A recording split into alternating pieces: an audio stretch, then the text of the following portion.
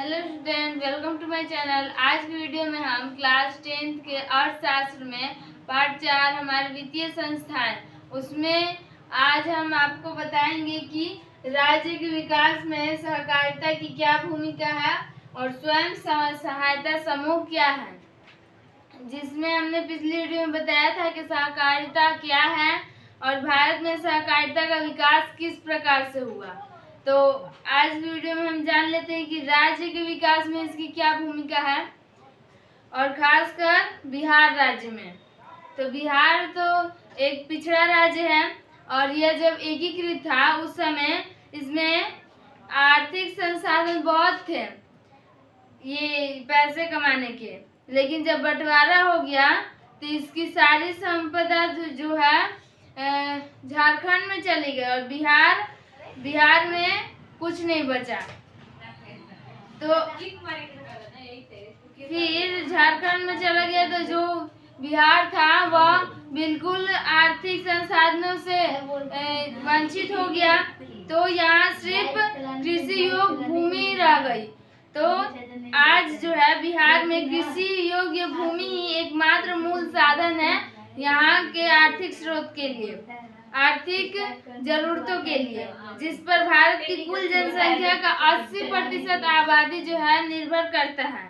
यहाँ की खेती भी मानसून पर आधारित है, यानी यहाँ जल सिंचाई की भी संसाधन सही तरीके से सभी जगह नहीं है, इसलिए यहाँ की अधिकांशतः खेती जो है मानसून पर आधारित है। सामान्यतः खेती में निवेश एक जुआ के समान माना जाता है, यानी खेती करने के लिए जो पूंजी लगाया जाता है वह जुआ के समान, यानी जुआ में भी जो पत्ता अगर किसी का सही पत्ता निकल जाता है तो वो जीत जाता है। उसी तरह से खेती में जब वो लोग पूंजी लगाते हैं तो अगर बारिश होती है तो फसल का उत्पादन अच्छा होता है और नहीं होती है तो फसल सारी खराब हो जाती है। इस तरह खेती में निवेश जो है जुआ के समान ही है बिहार में।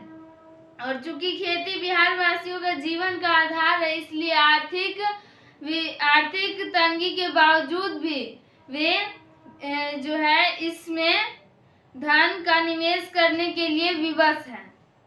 बिहार के विशेषकर ग्रामीण स्तर पर धनकुट्टी, अगरबत्ती निर्माण, बीड़ी निर्माण और जूता और ईंट बनाने जैसे महत्वपूर्ण रोजगार जो है सहकारिता के सहयोग से चलाई जा रही है, यानी लोगों के संगठन के द्वारा। इसके लिए राज्य स्तरीय सहकारी बैंक ऋण मुहैया कराती है। ऋण मुहैया मतलब वो उनको अपना जो कारोबार वो करना चाहते हैं उसको करने के लिए वे उन्हें पूंजी के रूप में उस कार्य में लगाने के लिए ऋण देते हैं, ताकि वे लोग उस कार्य को शुरू कर सकें और उसमें पैसा निवेश कर सकें। जहाँ भी इस तरह का रोजगार चलाई जा रही है वहाँ की जनता पर अनुकूल आर्थिक प्रभाव देखने को मिल रहा है, यानी ये सब रोजगार होने से उनको पैसे कमाने का साधन मिल रहा है, इसलिए उनकी जो है परेशानियां दूर हो रही हैं और उन पर इन सब चीज का आर्थिक प्रभाव देखने को मिल रहा है। फलस्वरूप व्यक्ति की आय धीरे धीरे बढ़ रही है, लोगों का जीवन स्तर ऊंचा हो रहा है। तो इस तरह से जो है हमारे बिहार राज्य में सहकारिता की महत्वपूर्ण भूमिका है लोगों के आर्थिक स्थिति में सुधार लाने के लिए। अब हम लोग जानेंगे कि स्वयं सहायता समूह क्या है और ये जो है गांव, कस्बा और जिला के विकास में कौन सी भूमिका निभाता है।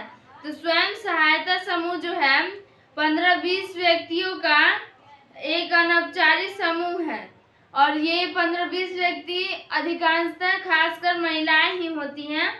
अनौपचारिक मतलब ये कोई सरकारी मान्यता प्राप्त नहीं होती है स्वयं सहायता समूह के संगठन को, जो अपनी बचत तथा बैंकों से लघु ऋण लेकर अपने सदस्यों की पारिवारिक जरूरतों को पूरे करते हैं और विकास गतिविधियां चलाकर गांवों का विकास और महिला सशक्तिकरण में योगदान देते हैं।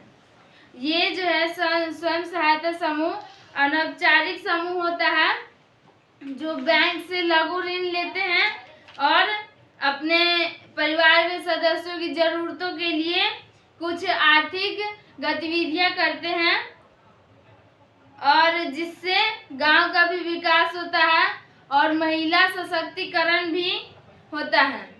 यानी ये महिलाओं का समूह है, इसलिए महिलाओं के एकजुट होने पर ये महिला सशक्तिकरण में भी योगदान देता है। पिछले खंड में तो हम लोग जाने थे कि निर्धन परिवार ऋण के लिए अभी भी गैर संस्थागत स्रोतों पर निर्भर हैं और इसके कारण जो है सभी लोगों तक अभी भी बैंक की सुविधा नहीं उपलब्ध हो पा रही है, क्योंकि लोग पढ़े लिखे नहीं हैं। तो बैंक में किस तरह से लोन लेना है, किस तरह से उसको वापस चुकाना है, कितना ब्याज का दर है, अधिक है या ज़्यादा है, ये चीज़ उन लोगों को समझ में नहीं आती है। इसलिए वे गैर संस्थागत स्रोत का उपयोग करते हैं, जिसके अंतर्गत महाजन, सेठ, साहूकार लोग आते हैं और ये लोग उनको ऋण देने के तुरंत तैयार हो जाते हैं, ताकि वो ऋण तो देते हैं लेकिन फिर वो कितना अधिक ब्याज पे दे रहे हैं ये उन लोगों को पता नहीं होता है। और बिना किसी कागज पत्र या किसी भी चीज़ की जरूरत के अलावा ही वे सिर्फ कुछ उनके भूमि को या फिर महत्वपूर्ण जेवर और फिर मूल्यवान वस्तुओं को गिरवी रखकर उनको तुरंत कर्ज दे देते हैं और वे इस तरह से उन पर अधिक ब्याज जोड़कर उनसे फिर कर्ज लेते हैं वापस और बहुत अधिक ही ले लेते हैं। इस तरह से वे उनका आर्थिक शोषण भी करते हैं। हाल के वर्षों में लोगों ने गरीबों को उधार देने के कुछ नए तरीके अपनाने की कोशिश किए हैं। इनमें से एक विचार ग्रामीण क्षेत्र में गरीबों, विशेषकर महिलाओं को छोटे छोटे स्वयं सहायता समूह में संगठित करने और उनकी बचत पूंजी को एकत्रित करने पर आधारित है। जो लोग हैं अभी हाल के वर्षों में ही कुछ सोचे हैं कि ताकि ये जो है गरीबों को अधिक ब्याज ना देना पड़े, अधिक ब्याज सहित कर्ज को वापस ना चुकाना पड़े, कम ब्याज में ही कर्ज मिल जाए, इसके लिए वे कुछ नए तरीके खोज रहे हैं। जिसमें से एक है स्वयं सहायता समूह, जिसमें उनकी बचत पूंजी पर आधारित जो है ये जो स्वयं सहायता समूह है वह उनके बचत पर आधारित है। स्वयं सहायता समूह एक समान सामाजिक स्तर के आस पड़ोस के लोगों का एक ऐसा शैक्षिक और संस्थाई समूह है जो नियमबद्ध तरीके से संचालित होकर आपसी सहयोग व संसाधनों के विकास के लिए प्रयासरत है।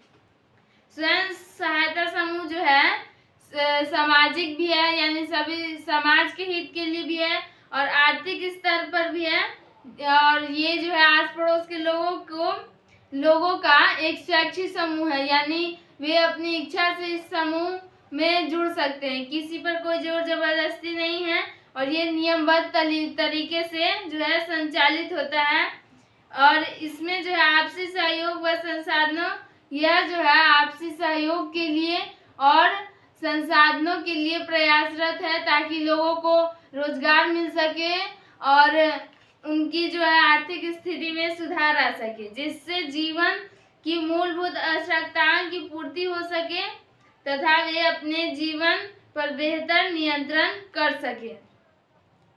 ये जो स्वयं सहायता समूह है इससे लोगों की मूलभूत आवश्यकताओं की पूर्ति होती है और बेहतर सभी लोगों के जीवन स्तर पर बेहतर नियंत्रण भी होता है।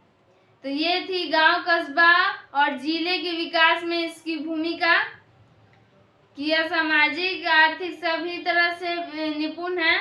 और ये स्वयं सहायता समूह क्या है ये भी हमने आपको बता दिया। और फिर ये जो है सबसे पहले हमने बताया कि सहकारिता का क्या भूमिका है राज्य के विकास में। तो उम्मीद है आपको ये सारी चीज़ें समझ में आ गई होंगी। अगले वीडियो में हम इसके ऐतिहासिक यानी स्वयं सहायता समूह के ऐतिहासिक पृष्ठभूमि के बारे में जानेंगे। आज के लिए इतना ही, धन्यवाद।